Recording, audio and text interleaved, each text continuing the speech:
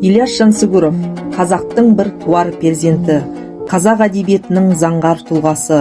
Оның шығармалары қазақ халқының қуанышы мен қайғысын жырлауға арналған. Құлагер поэмасы атақты әнші-композитор Ақан Сері мен оның тұлпары Құлагердің қасіретті тағдырын баяндайтын туынды. Поэмада Ақанның серлік өмірі, Құлагердің жүйріктілігі, зұлым батыраштың қызғанышы мен қастандығы суреттеледі. Ақан үшін Құлагер жай ғана ат емес еді. Ол жан серігі, арманның қанаты, өнердің рухы еді. Екеуін тағдыр ғана айыра алатын. Бұл тек бір тұлпардың тағдыры емес, бұл қазақ даласының жүрек үні еді. Басталды әңгіменің былай басы. Болды оған 70-80 жыл шамасы. Арқада Еременді мекен еткен, Керейде Сағынайдың болып тасы. Әр елдер тұрғы алыс жақын, жаратып келіп жатқан дәмелі атын.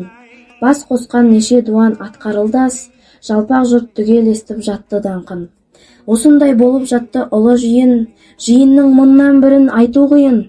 Еті тау, қымызы көл деуге болар, айтқанда тартыңғырап астың сыйын. Дегенге Көкшетаудан құла келді, көруге ынтызар боп ел жүгірді. Біреудің тіл мен көзі тимесін деп, дұға оқып Ақан жерге түкірінді. Біреудің тіл мен көзі тимесін. Сыншылың келіп көрді 30-40-ы, Күреңбай көріп деді жаман сұрқы.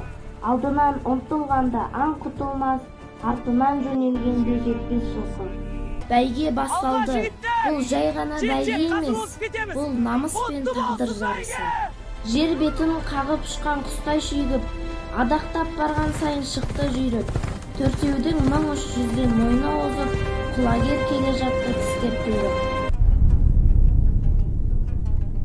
Жұрттың назары бәйгеде, ал ол көлеңкеде. Бұл батырдың көлеңкесі емес, бұл қызғаныштың көлеңкесі. Сәтін күтіп тұр, қастандық жақындап келеді. Қызғаныш адамды соқыр етеді, даңққа төзе алмаған қара ниет. Дәл осы сәтте дала еркесіне қастандық жасады.